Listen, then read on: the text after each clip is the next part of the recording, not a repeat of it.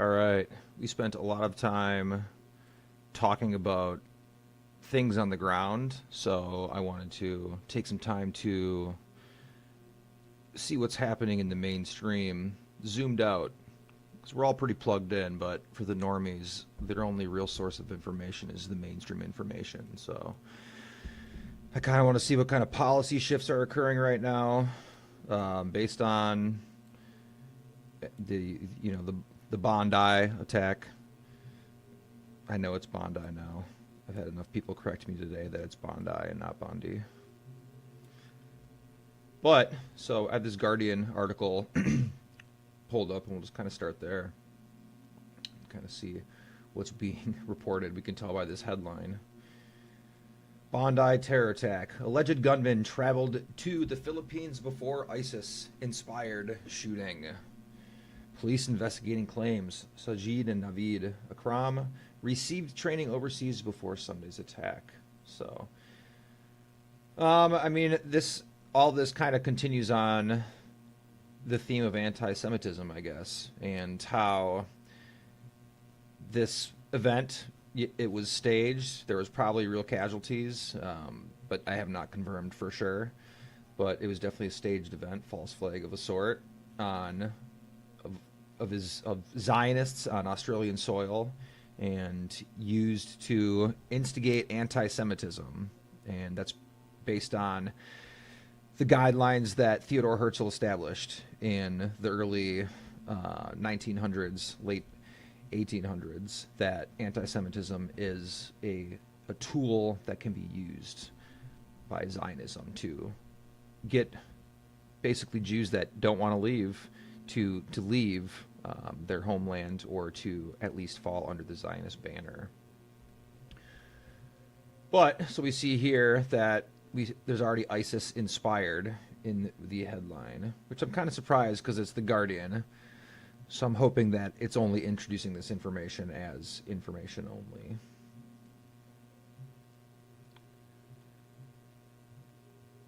So the duo, this is all pretty much stuff that we knew, but inspired by the Islamic State, the Australian Prime Minister says, as police confirmed, they were investigating why the pair traveled to the Philippines last month.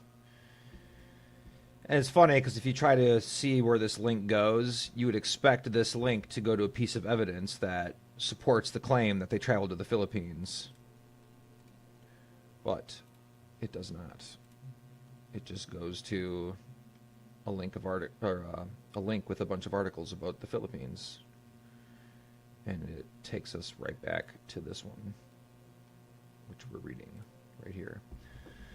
Strange. So we already know it was the father and the son. This is kind of far-fetched, so I did read this a little bit earlier. The alleged IEDs, 2 homemade IS flags, that's Islamic State, 2 Islamic State flags were found in a car registered to the younger man parked at the scene. So, like, where are the pictures of this stuff? Where are the pictures of the IED or the IS flag? Because when, recently with the J6 pipe bomb shit, they didn't hesitate to show us pictures of the bombs. Even though the bombs they showed us were fake, where are our fake bombs for this PSYOP? Like, could they have at least given us the full service here? The reasons why they went to the Philippines, remember, uncorroborated, because when you click the Philippine links above that's supposed to support this claim, it takes you nowhere. It recycles you back to this article. So, media literacy 101. Always look for the sources, and there are none so far. The reasons why they went to the Philippines, and the purpose of that, and where they went, when they were there, is under investigation at the moment, Lanyon said. Anthony Albanese told reporters that it would appear that there is evidence that this was allegedly inspired by a terrorist organization, by ISIS. So for those of you that don't know, I'll give some of you the benefit of the doubt. ISIS is a product of the United States and Israel. It is their collaborative Frankenstein of an amalgamation of failed supported individuals that is literally still controlled by the United States and Israel. There's a reason ISIS has never attacked Israel. It's a legend that the duo killed 16 people with another 25 still in the hospital on Tuesday in the attack on the Sydney beach. I don't know. I've seen like bodies out with sheets and stuff on them, and we've had our crisis actor Arsen Ortlovsky, but there hasn't been much corroboration on bodies or correspondence with the assailant. It's not a lot coming out.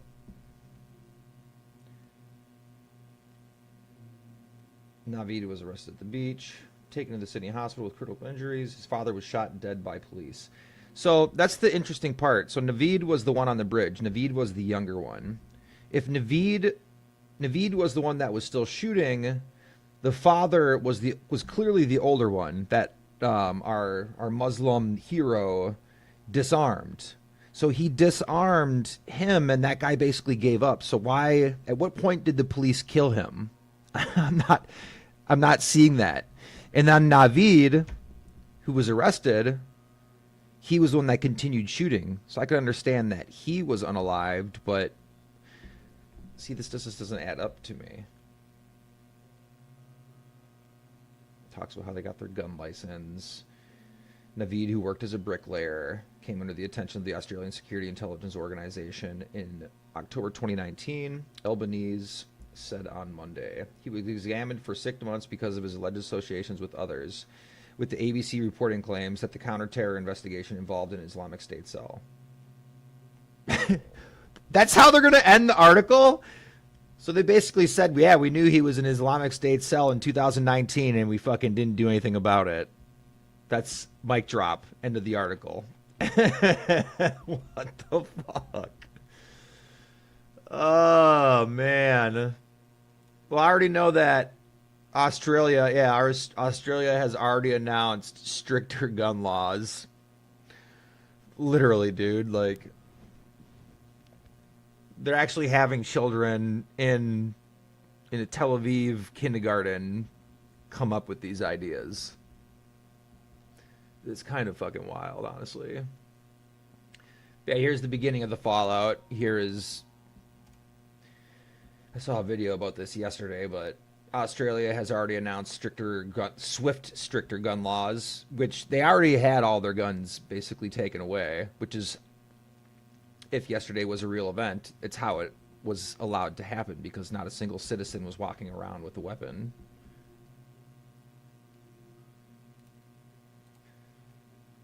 Let's see if what kind of policy shift has happened in America.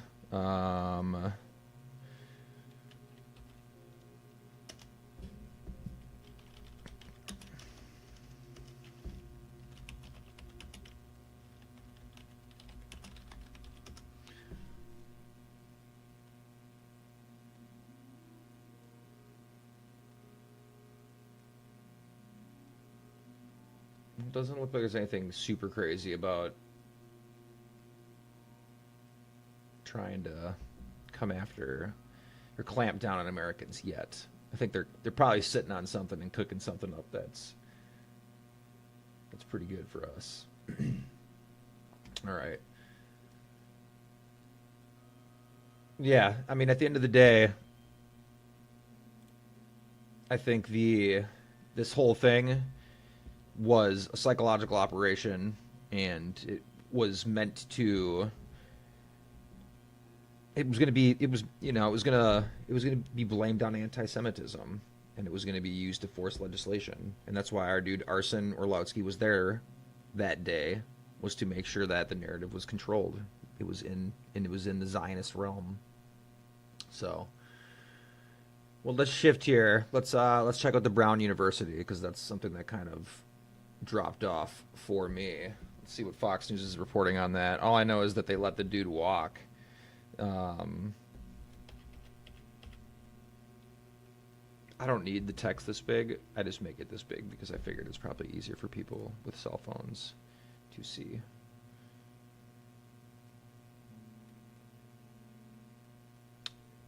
Let's see what propaganda be telling us. Shooting at Brown University happened inside a classroom in Barris-Hawley Engineering Building around 4 p.m. Saturday. 2 Brown University students were killed and 9 students were wounded.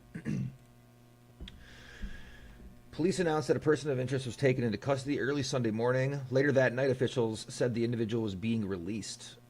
That'll be interesting. The search for the killer remains ongoing as police say surveillance video showing a man dressed in all black is still the most useful to help track down the gunman. One victim has been identified by her church as 19-year-old Ella Cook, a sophomore from Alabama. Cook was also vice president of the Brown University College Republicans.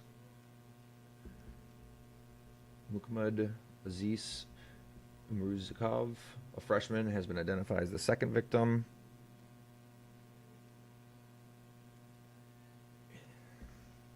From Uzbekistan.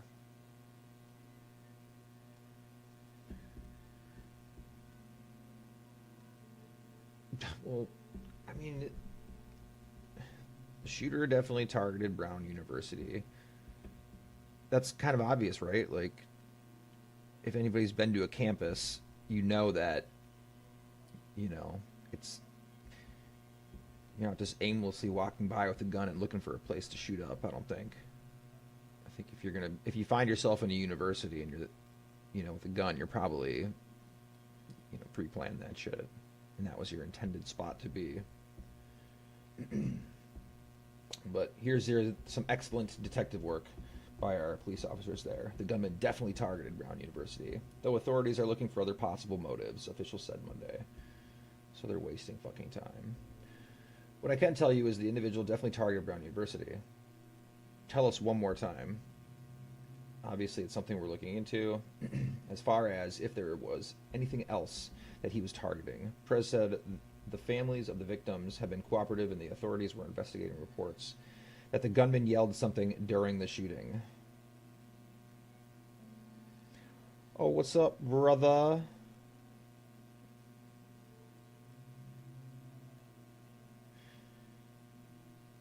Cash Patel, his commitment. Businessman here. This dude he's an absolute shill for sure. Additional resources on Monday in efforts to track down leads in the Brown University shooting. What are they going to say? Are they going to say it's a Muslim? Are they going to say the shooter is, you know, a fucking anarchist? A leftist, a disjointed Republican? Is it wrong for us to hedge bets on this? I mean, I think there's already a bunch of scumbag other capitalists doing it, so.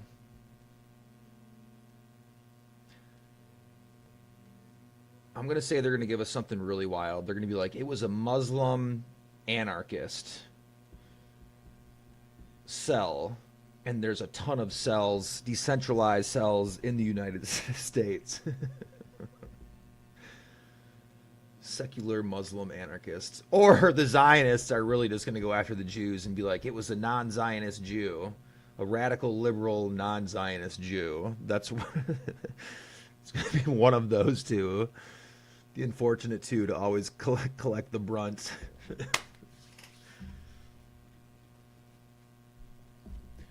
You might have been. Well, it said they released the dude. Here, hold on. I just opened that other article about what they said. This fucking guy. What's his name? This dude, he's such a fucking chump-ass chode. Both of these. Look at the top of Fox News is fucking... I just... It's all... It just doesn't do it for me anymore. All right. Person of interest in Brown University shooting released. Rhode Island Attorney General Peter Nerona said there is no basis to consider him a person of interest. So what is this dude's name? Like, can we look into him? All right. Y'all we're going to watch a 49-second video. I think that I nipped the echo shit in the butt. If it's still echoing, I'm sorry. You just need to get over it.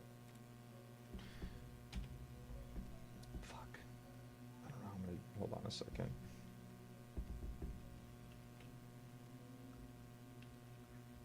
I wish I can get rid of this banner with Mitch McConnell, or whatever the fuck his name is. Lindsey Graham. Alright, here we go.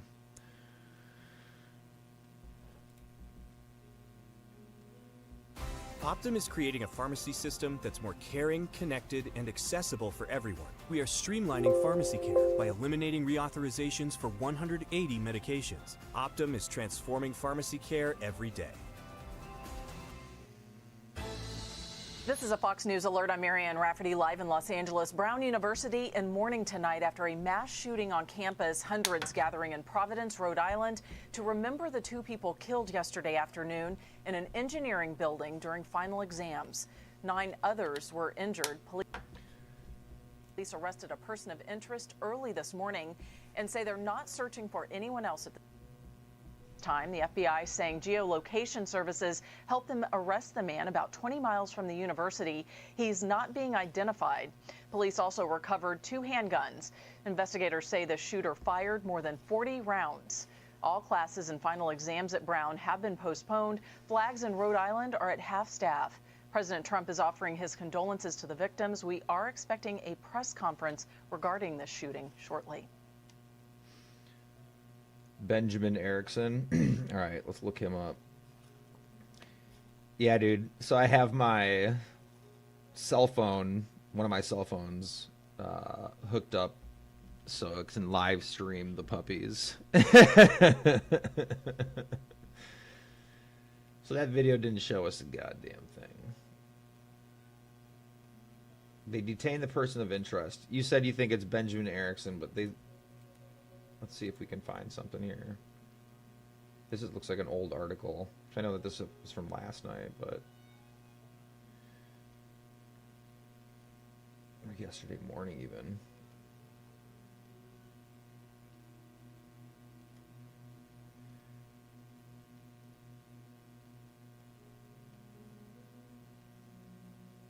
What?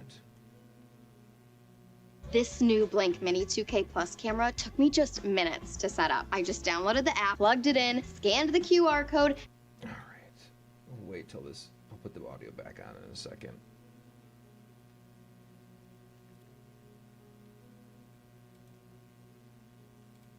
What's this kid doing on here? First off, Ben, we're so sorry for what you all have been through there, and the country prays for you all. Tell us where you were and what you Is this a fucking joke? saw. Yeah, thanks for having me on. I've actually been awake all night, shuttling students back and forth to their dorms, to their apartments from the gym where a lot of them were evacuated to. A lot of my friends who ended up sheltering in just random places needed rides back to their apartments, to where they're living. So it's definitely been a long night. I'm Sabbath observant, so I was celebrating Shabbat over in Hillel, and all of a sudden it wasn't over yet. None of us were on our phones. The security guard at the Hillel building just leaped into action, and he said, "Everyone, upstairs. This is like really serious. There's a shooter." And luckily, a few of us had our phones in the building and very prepared. And for it to be. You students know each other probably on a level that most university students Right. hearing. And I don't want you to think we're. Some might say this could be kosher theater, allegedly. Getting you to spread rumors or anything like that, but At least you've seen it with me. I know that the students are talking, particularly even with some that were in that area where the shooting happened. Is there anything that you've heard that stands out to you? Yeah, I mean, in terms of information about the shooter itself, we know as much as you do, really. We really have no updates on that. I like how we're going to leave it up to this guy to tell us who the fucking shooter is. In terms of being in the room while the shooter was in there, I actually lost a very good friend of mine, was one of the 2 victims. I don't know. I've been up all night, like I said, so I don't think her name is public yet. But she was really, really special person, and just really, really amazing, and to creating dialogue and interfaith activities. He and looks we'll really devastated. miss her. I'm so sorry. to hear that. Absolutely I really just am. crushed. I really am. And she was a student there? Student of sophomore.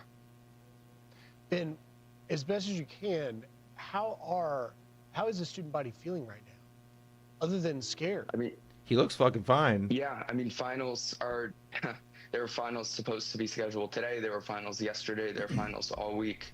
And students are just terrified. You know, there's no one in custody yet. People are worried. Can they leave their apartments? Should they go home? I know a lot of friends whose parents drove up from all over the East Coast to come pick them up last night and this morning. Yeah. We really don't know what to do. You said that a lot of your friends that you were with at the time did not have your phones with you. Is there some indication that that may be one of the reasons why there's so little video? Yeah, I mean, for me, it was I was in Hillel for the Sabbath, but a lot of people within the room itself, from what I've heard, when the shooter came in, dropped their phones and ran. So I don't know by now. You mean they had the Dropped their phones and ran. This is fishy. I with them figured and I'm not gonna lie. they dropped them in the classroom and fled, as opposed to Right. going in without them? I don't believe that. Correct. So everyone had their phones, so I'm not sure why there's no footage. What? Talked just a little while ago about you as a senior. You remember going through this engineering building and the door being propped open.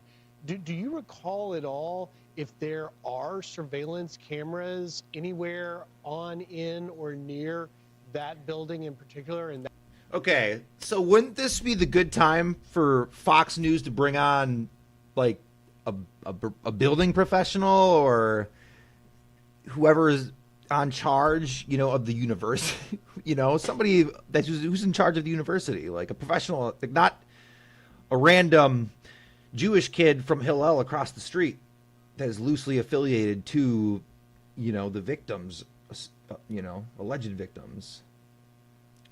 I digress. Let's continue. that area? Yeah, I mean, there most definitely are. The building itself has, aside from being a space for students, has extremely expensive equipment in it. And there are security cameras around the building and around the perimeter. Now, if the security cameras work or not, I have no idea. I'm just a student.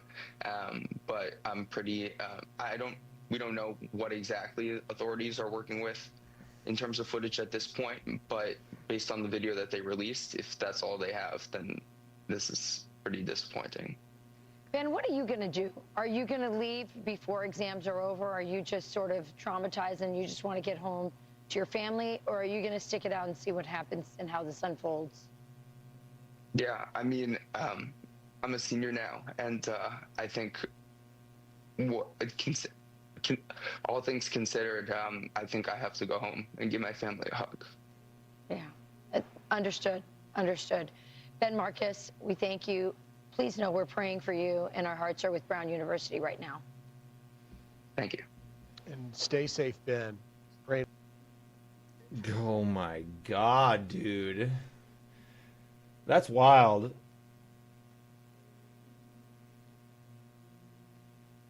This is another, everything's a psyop. Everything is a literal psyop. Sometimes people die, sometimes they don't, but everything is a psyop. There are victims. Not much else in this article. I cannot believe that was their credible source witness. Of all the people, they had confirmation that there were individuals that were on site, but rather than choose somebody who was on site, they chose somebody the Jewish kid from across the street. Interesting. What else do we have? Oh, yes. Reiner's son. I heard about this. Now, this is very unfortunate. But apparently, so both parents were found unalived. But Rob Reiner's son, who's also like a writer. He was writing screenplays and stuff. He's being, I guess, accused of having done it. If he did it, the CIA definitely activated him somehow, some way, MK Ultra stuff, and used him as an asset to do this. And why would they do that?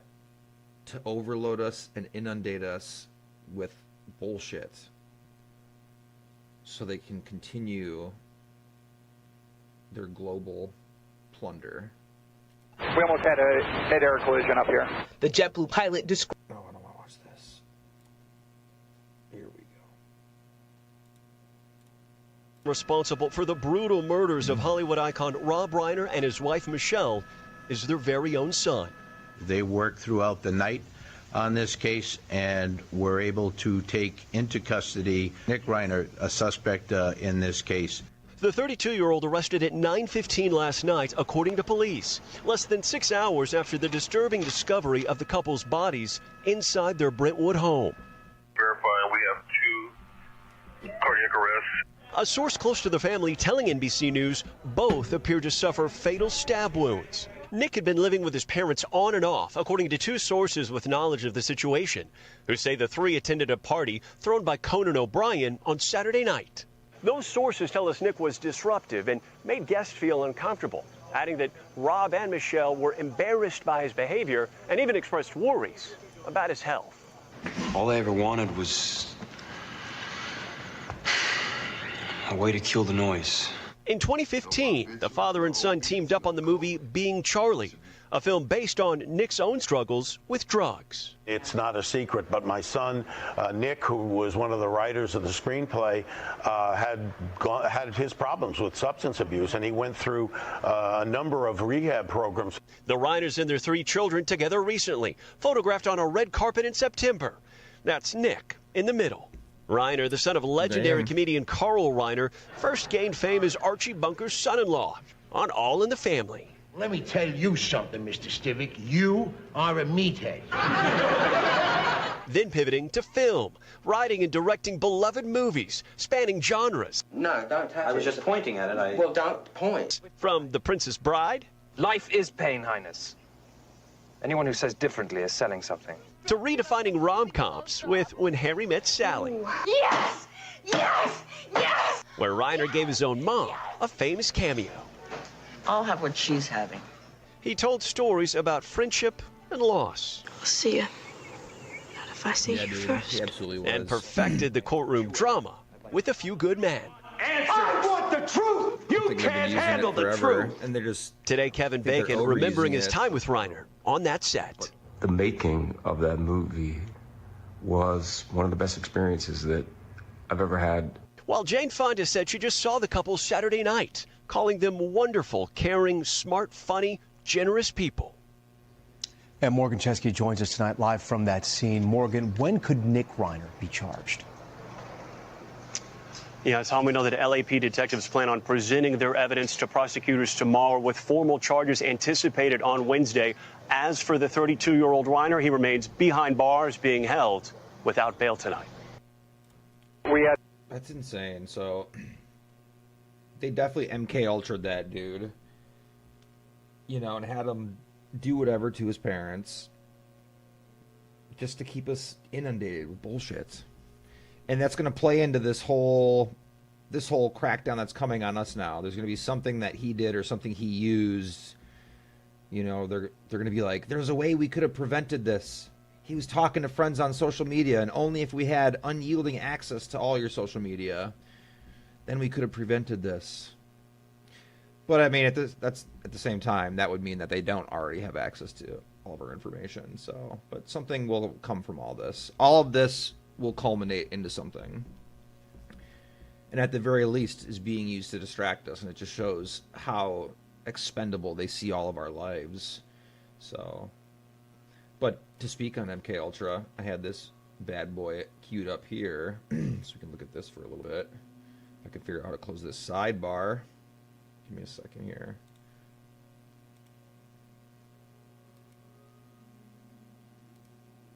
There it goes. Download it.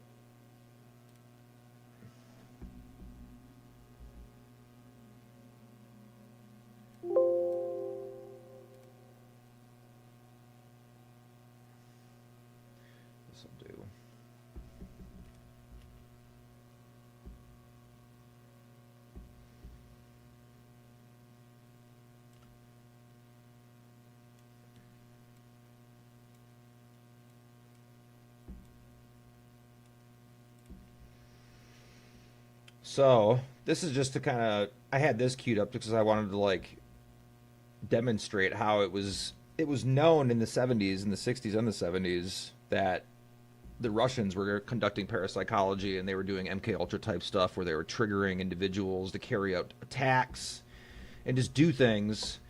So anything that the Soviets were onto, you know, we wanted to be on that cutting edge. So if they were doing something we weren't doing, we were going to be doing it. So to me, any of this information that the CIA holds, this lends credence that they were themselves doing it. You know, and any of the MK Ultra documents that don't exist anymore probably exists in some way, shape, or form in the parapsychology records about Russia.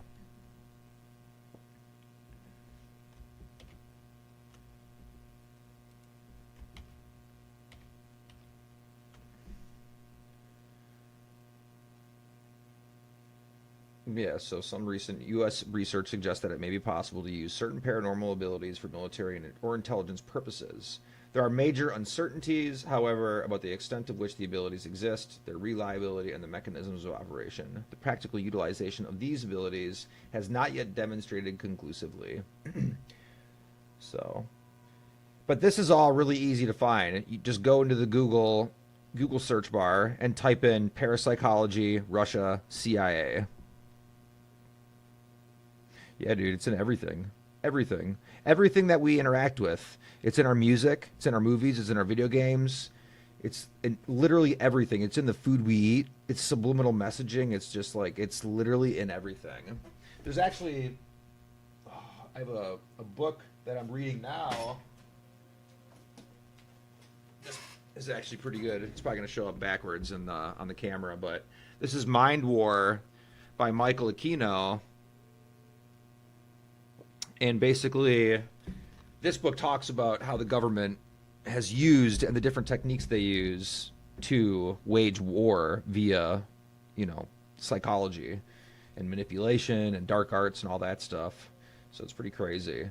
But one of the guys that actually co-wrote the Mind War book with Michael Aquino, he's a Fox News analyst. And he had himself removed as the co-author of this book in the second edition. In the first edition, he was still on it. This one, he's not in there, but his name is Paul Vallely. He's also on the advisory council for TPUSA, and he's been doing military dark arts psychological operations for 30 years. So this dude's very involved in the mainstream. So it's kind of crazy. So this stuff is all coming home to roost now, and now they're combining.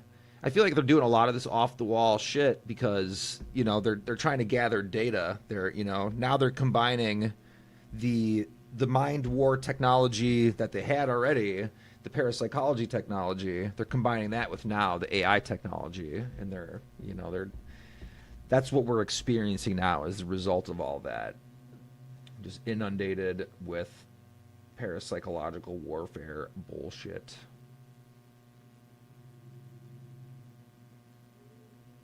Yeah. Look at this stuff. So this is the CIA looking into this. Clairvoyance, telepathy,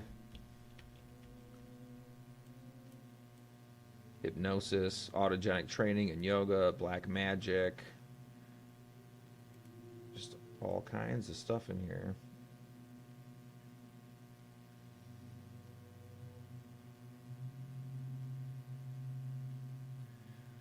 Psychokinesis.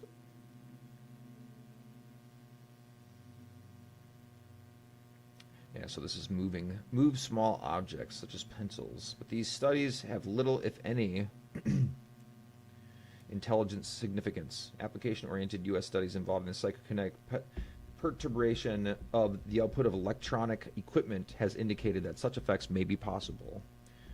Hypnosis, autogenic training. So this is the one that is of most interest, and probably black magic, but Soviet interest in the areas appears to be centered primarily on using the relevant aspects of each area for training the subject either to gain psychic abilities or to accelerate the development of these abilities. Thus, these are research topics relevant to applied parapsychological research. but are not actually areas of paranormal research themselves. They have become tightly integrated research, however, as a result of the Soviets' multidisciplinary approach to parapsychology. Yeah. Indigo children.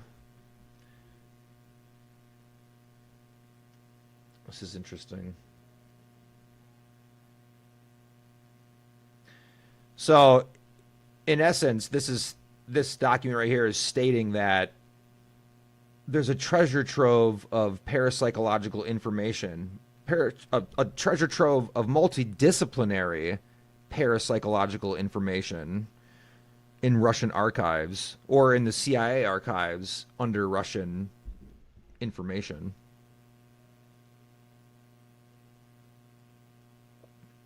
The Kundalini. People that are aware.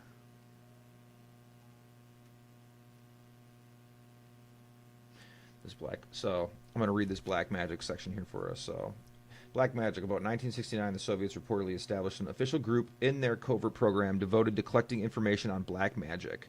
This group, headed by D.G. Mirza, was given its own secret laboratory, M4, in the appendix, in Moscow, and was assigned the tasks of identifying, locating, and evaluating the capabilities of sorcerers, witches, and incantations used by such individuals. It is unlikely that this avenue of investigation has produced any applied paranormal systems, but the data collected may have benefited other areas of research and may have improved their technique for training subjects to acquire or improve paranormal abilities. Thus, research may still be included in the Soviet program. Some information is available about the activities, size, location, personnel, and organizational covert, Soviet parapsychology research facilities, but much of it is old, 1960s. So that's the thing, is they're researching this stuff 55, 60 years ago, and we can only assume that it's something that they've invested heavily in, and based on, you know, a lot of the literature that we're surrounded with. Like Mind War by Michael Aquino and Program to Kill.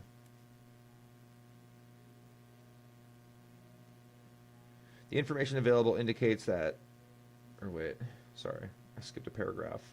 Moscow apparently has been the center of the covert research activity with the facilities in Baku, Cape Zik, Alma-Ata, and Novosibirsk, probably conducting collaborative or supporting research. The Ministry of Defense and possibly the KGB, I swear I'm not dyslexic, appear to fund portions of the program. Maybe I am. With the KGB playing the dominant role in overseeing and coordinating the research. The information available indicates that the most noteworthy research activities during the 1960s were those directed by D.G. Mirza and S.G. Gellerstein. Okay, so these two people right here, these are going to be worth some research. So if you're interested in doing research, that's how you do it. I'm going to take a second to write these people down, because this will be a wormhole for later. I have 6 weeks off coming up for the first time in 2 years, and I plan to just do unhinged crazy research. D.G. Mirza and S.G. Gellerstein. Interesting.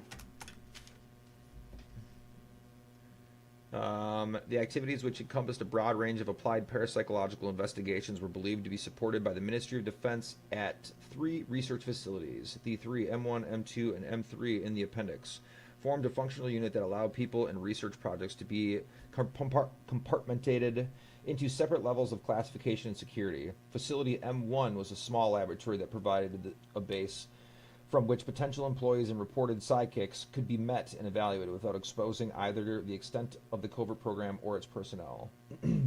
Serious applied research was not conducted at this laboratory. M2 was a larger facility than M1 and was staffed by competent, serious researchers whose activities were monitored by the KGB. The existence of the facility M2 permitted serious but unclassified research to be conducted without the danger of exposing the covert projects to uncleared personnel and without the necessity of providing security clearances to a large number of additional personnel. They are toy Pomeranians. I did not plan on having puppies this early, but it was, they couldn't contain themselves. It was honestly a very stressful thing because I have never delivered puppies before, but I spent a lot of time researching on, you know, the process of delivering puppies and raising puppies, and everything went well. So now I have a ton of babies. It's kind of awesome. But yeah, toy Pomeranians.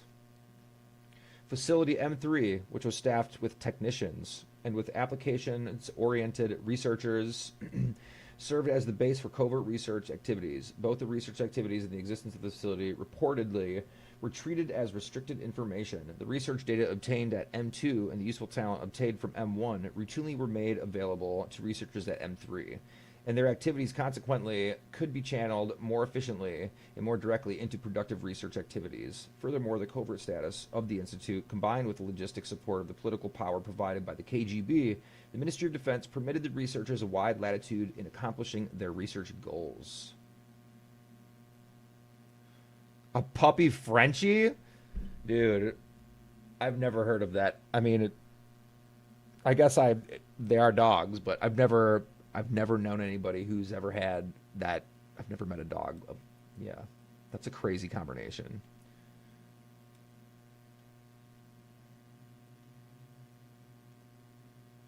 So they established a new facility in the 69, the M4 facility.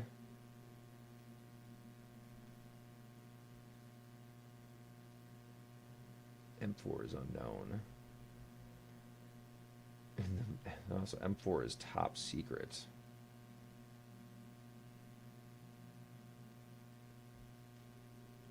Yep.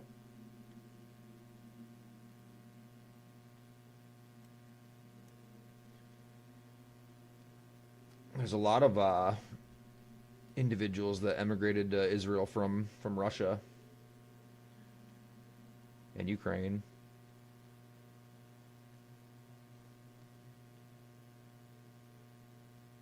But yeah, they're definitely looking for scientists. In the same way that, you know, we took in a bunch of Nazi scientists, Operation Paperclip. But even crazier, Germany also took in Nazi scientists. And they helped them find refuge in Argentina and Belize, Brazil. The two small reported facilities in Leningrad probably interacted with the covert program only in a supportive role, but information provided by a Dutch researcher at a U.S. clinical hypnosis convention indicated that Leningrad researchers were investigating clairvoyance in conjunction with hypnosis. This suggests that even the Leningrad researchers do not constitute a large portion of the covert Soviet program. They may be aware, in at least their own areas of expertise, of some details about their covert program and of current Soviet research developments.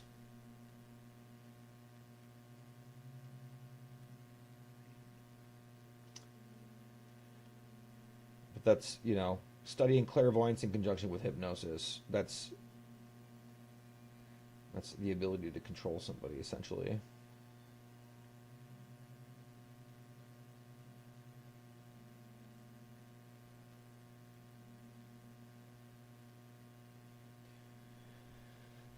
Here we go. Potential uses. Based on the areas apparently chosen by the Soviets for applications development and on the results of U.S. research, the major potential impact of Soviet applied parapsychology research is in the area of intelligence collection, clairvoyance particularly in the context of remote viewing. To acquire information about objects and locations that are inaccessible by other means appears to be the prime candidate for applied use. Telepathic means of agent communication also appear to be under consideration. In particular, the Soviets may use physiological sensors, perhaps in combination with pre-established binary code, in an attempt to develop a reliable, quantifiable communications channel. Hey, thank you. I appreciate that. You know, I've lived in a shadow banned state for so long, and usually I do this and I don't really have a huge audience, so I appreciate the appreciation. The Soviets also may develop military intelligence applications from the telepathy experimentation. In particular, they apparently have attempted to develop methods for using telepathy to induce behavioral and physiological modifications in target individuals. This right here, this is what everything hinges on. In particular, they apparently have attempted to develop methods for using telepathy to induce behavioral and or physiological modifications in target individuals.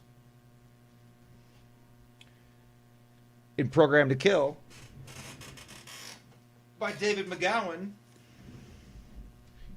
he discusses all of this. It's worthwhile. So, and keep in mind, this is a CIA document from 1977, and this is based on research. This is based on old research documents that they collected through, like assets, individual agents that they were working through. So, that's that paragraph, but specifically that sentence. In particular, they apparently have attempted to develop methods for using telepathy to induce behavioral and/or physiological modifications in target individuals. So that, you know, if they had that hunch, then they damn well had achieved that themselves. It's the same thing with nuclear weapons. You know, if somebody has nuclear weapons, we were going, you know, in America, we are determined to have more nuclear weapons. The black magic experimentation that they reportedly conducted also appears to have been military intelligence oriented, and the Soviets still may hope to achieve useful applications. Although no actual research data are available to help evaluate this Soviet effort, it is judged as highly unlikely that any useful black magic abilities were uncovered that were paranormal in nature. Nonetheless, significant results relevant to paranormal research may have been achieved. For instance, they may have gained psychological and sociological data useful in dealing with and influencing individuals, groups, and societies. For instance, they may have gained psychological and sociological data useful in dealing with and influencing individuals, groups, and societies. Also, information useful in paranormal training programs could have been obtained. In particular, the developed training methods that have made paranormal abilities more consistent, predictable, more accurate, and easier, faster to learn. Insufficient U.S. data are available to make a meaningful overall judgment at this time. Nonetheless, the Soviets probably now possess a large database concerning specialized training methods not available to Western researchers. In addition to the intended paranormal applications, the Soviets have benefited from and may have anticipated research developments related to other fields of investigation. The non-contact Sergeyev physiological sensor and Kirlian photography are illustrative of this point. Also, Soviet experience with drugs such as nitrous oxide and, to some extent, with hypnosis raises the possibility that the associated techniques could be used to develop techniques for covertly obtaining human intelligence by non-parapsychological means. This possibility raises significant counterintelligence concerns.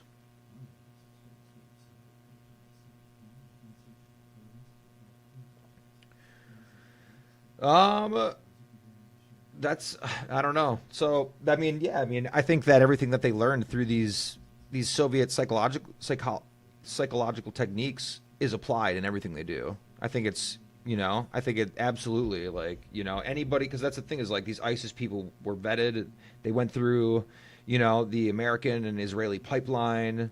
They were brainwashed. It's the same thing that was probably used on me when I was in Marine Corps boot camp, you know, like I was MK Ultra'd at some level, you know.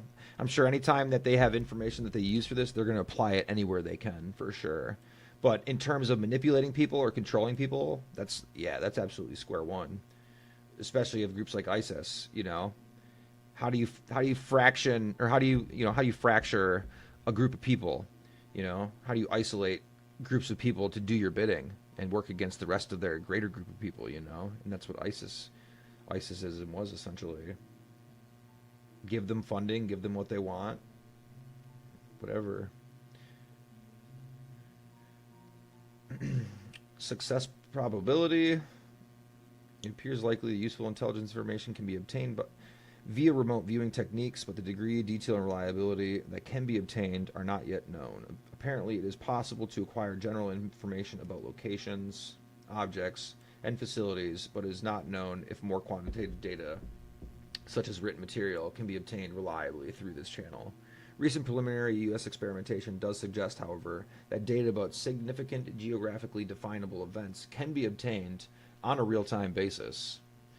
That's interesting. It also may be possible for the Soviets to develop telepathic channels for information transmission. Based on the U.S. data, and probability of the successful development of fully functional operational systems is considered to be less than that assigned to remote viewing technology. The extensive Soviet work utilizing information theory, statistical evaluation techniques, and biomedical physiological sensors, such as the Sergeyev detector, believed to have been devoted to this area of research, probably has given the Soviets a sufficient data base to evaluate this probability fairly accurately. Neither the Soviet data nor the Soviet conclusions are known. The potential for using telepathic channels of information transmission actively to induce behavioral and physiological changes in an unwitting, pre-selected target cannot be addressed meaningfully based on current available U.S. data. Many claims have been made in popular press that such effects are possible, but no documented or well-controlled laboratory experimentation has been completed. Again, only Soviets have what is probably a sufficient database to assess meaningfully the potential applications. It is considered highly unlikely that the Soviets will be able to develop any operational black magic systems that are paranormal in nature. However, as discussed earlier, they may obtain some practical information and expertise useful in dealing with psychological and sociological problems. They also may derive information that could benefit their paranormal training programs. I think that's it.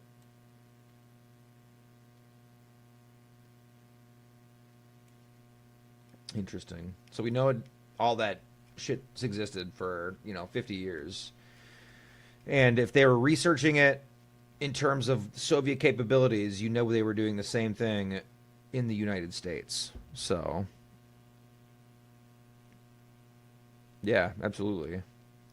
And that's why you should read the book Program to Kill, because that's David McGowan, he does the research but applies it over our present time, but also talks about how this, the child pedophilic cult, relates to all this, because it's awesome. It's wild. I mean, it's the parapsychology. They're using dark magic.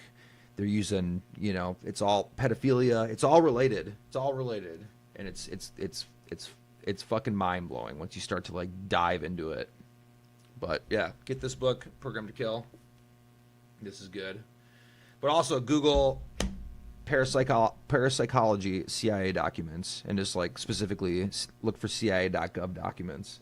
And there is a treasure trove, and obviously not obviously, but even though you're not going to find something that says, yes, the U.S. is controlling the minds of people, you can assume that if you find a document that outlines the Soviets' capability to control somebody, straight up, because that's the thing is they think that they can control somebody, but they don't know for sure, and they're trying to harness that black magic tech. So you can assume that if you find something about the Soviets being able to do it, confirmed, then you know that the U.S. can also do it. But the fact that they were investigating it in the 70s, it is, it implies that they had an interest in acquiring that spiritual tech. So, but on that note, I'm going to dip out. You guys, if you're not following me, give me a follow. Check out the YouTube. It's Primary Source Intel. That's my YouTube channel now. And I also started a Substack that is also Primary Source Intel. And then on Instagram, make_Molotov_cocktails. So I will pop back in at some point. So, but I hope you guys have a good night, and I'll see you around.